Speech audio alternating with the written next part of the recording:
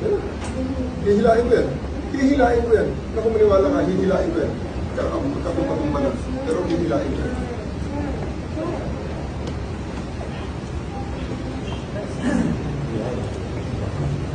So, President, kung ako susunod dito ngayon, reklamo niya rin ako. Gusto niyang kausapin para lang makiklaro. Sino? Walang mas mataas sa akin. Ako na ang commander dito. Sir na ako, sir. Diretso rin niyo ako sa aeroplano? Yes. Okay, sir. Your lawyers are witnesses.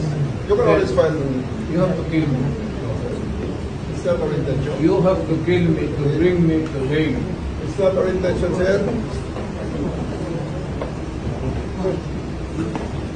It's not our intention. It's not our intention, sir.